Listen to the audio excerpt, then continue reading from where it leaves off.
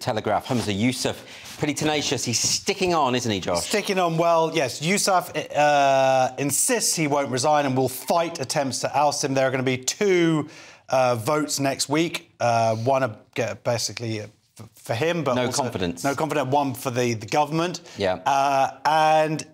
But he says it doesn't really matter because he doesn't have to go, even if he loses. Right. I think he might as well just stick in there. He would just be like, you know what, I don't care if you hate me. Well, you know, the SNP has a bit of an authoritarian streak, so it would be at least in character. Leo, remind me, you're not a fan of the SNP, is that right? No, and Humza Yousaf in particular, I mean, he was the person who brought through the ridiculous Hate Crime Act, which has been one of his catastrophic mistakes that's, you know, made him hugely unpopular with people. But it's not just that. I mean, he's not responsible for the gender laws as well, but, you know, that came through under Sturgeon. Well, he wasn't exactly complaining about them. Yeah, but the whole of the SNP have just, the last couple of years have just been, they've fallen off a cliff with, you know, there's the branch form arrests. So Peter Murrell, the husband of Nicola Sturgeon and the former, was he the treasurer or the chief executive or something of the SNP, he was rearrested. They've rolled back the green rules. They said they were going to hit net zero by next Tuesday or something. So, so that means the Greens have fractured with them. And having their vote overridden by Westminster, that's very humiliating. That was humiliating.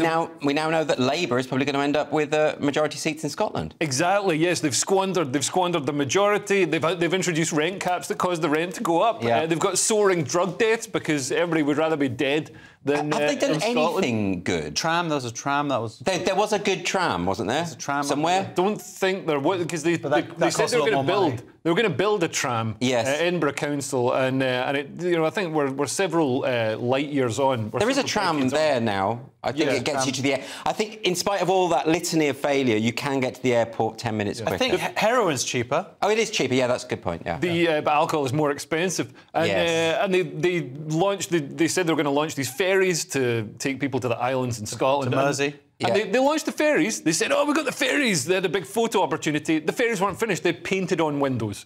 So that's the level of Potemkin knowledge we've got in Scotland. Now, Josh, of course, as an outsider, you don't want to pontificate too much about Scotland, but I think from what Leo described, it does look like an absolute disaster for the SNP. But isn't it good to now we can finally break this one-party state? Even if it is Labour, we can do something different for a while. Yeah, it's going to be interesting to see if Labour's going to come in and maybe a few more Tory seats are going to actually make a difference to the idea of devolution. Like it was so tied up with this kind of nationalistic movement, but can they do local governance well? Well, they had a bit of momentum a number of years ago, and it feels like this has really squandered it. Or the polling is suggesting of that. I mean, it's gone down. Support for Scottish independence has gone down over the past 5 years. So is there any chance they can reclaim that momentum? Yeah, I mean, nationalism is a very, you know, the sort of call of patriotism. Like calling to people's hearts, that's always going to be an emotive. We saw it with Brexit. We see it, you know, with other parties across Europe. That's something that calls to people beyond, you know, oh, look, the economy's a shambles, and you know this is being mismanaged. You know that is primal urge to, you know, for self-governance. That's what they should get back. That, you know, Humza should paint his face with woad and scream freedom in an Australian accent. Maybe they should re-release, you know, that Braveheart. Yeah, put that back in the cinemas. It was in the cinema for years, wasn't it? Yeah. Maybe bring that in. If you want to hire me as a political advisor, that would be my advice. Braveheart 2. This time it's personal. Braveheart 2. There we go.